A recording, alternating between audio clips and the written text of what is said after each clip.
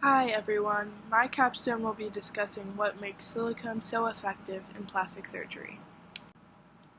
Plastic surgery has become increasingly common in our everyday lives, as more and more celebrities are both getting and talking openly about their procedures. What is not as often thought about when it comes to plastic surgery is how much chemistry has to do with producing safe and effective results.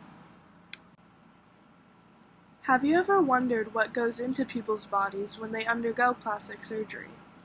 One of those materials is silicone, used for decades in various types of plastic surgery, including breast, chin, nasal, and cheek implants. It is also used in various types of prosthetics as well as treating scars. To find out what makes silicone so effective in plastic surgery, let's look at the chemical formula of silicone. The general formula of silicone is R2SiO(X), where R can be a variety of organic groups. The most common silicone used in plastic surgery procedures is polydimethylsiloxane. The organic group present is a methyl group, CH3, and N represents the number of siloxane monomers present. Monomers are molecules that can be bonded to other identical molecules to form a polymer. Siloxane monomers are made up of silicon, oxygen, and a saturated hydrocarbon side group. Saturated hydrocarbons are molecules that contain hydrogen and carbon and contain only single bonds, which is the methyl group in this case. Looking at the visual below, you can see how the monomers form these silicon-oxygen bonds, which makes this molecule have certain properties. The properties of silicone explain why it can be used in plastic surgery. The low chemical and thermal reactivity will be further described in the following slides. Besides those properties, silicones are biocompatible, hydrophobic, and non-toxic, meaning it is not harmful to the body and does not interfere with any bodily functions. Secondly, it is easy to sterilize, which is important to prevent infections or any foreign and unwanted bacteria in the body.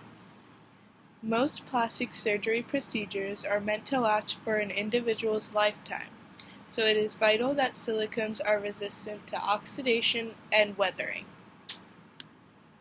Overall, silicones create highly resistant, sterile, durable, and stable materials, making it good for use in the human body.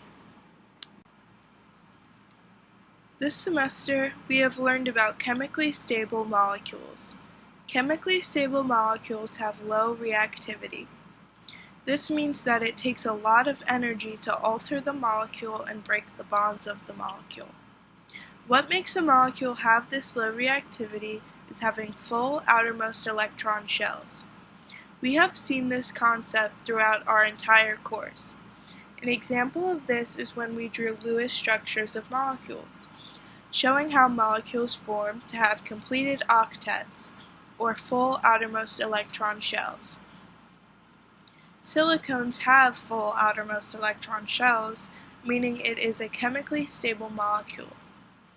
Well, why is this important? Since silicones are foreign substances entering a complex system, such as the human body, it is vital that said substance does not want to react to anything in the human body. Silicones are resistant to other substances as well as to decomposition. This chemical makeup of silicon allows it to last a person's lifetime without causing harm to their body. In addition to not causing harm, it will also be likely to maintain the same aesthetic that the person desires because silicones are such resistant molecules. Your background knowledge of what makes a molecule reactive or non-reactive should help you understand why silicones are used in plastic surgery. A quality of silicones are that they have low thermal reactivity. Low thermal reactivity means that it takes a lot of thermal energy to change the temperature of silicones.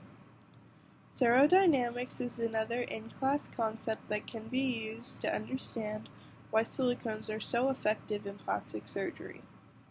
Our knowledge of thermodynamics, the Q equation, states that the quantity of heat lost or gained by something is equal to its mass times its specific heat capacity times the change in temperature. When further looking at this equation, we can see that because silicone has a low thermal reactivity, it will not transfer high amounts of energy, even if the change of temperature is really high. Therefore, from this we can derive that the specific heat capacity C of silicones is high, meaning that even a large change in temperature will not result in a large amount of heat transferred. Why does silicone's high specific heat capacity make it effective for use in the human body? This is because low thermal conductivity means that silicones will not affect the temperature of the human body, and inversely, the temperature of the human body will not affect the silicone. This means that the body and the silicone will not be affected by each other's temperatures. I hope through this project you have learned what intensive chemical properties of silicone make it suitable for plastic surgery. Next time you see a celebrity that has undergone many of these procedures, know that they have chemistry to thank for safe and aesthetically pleasing results.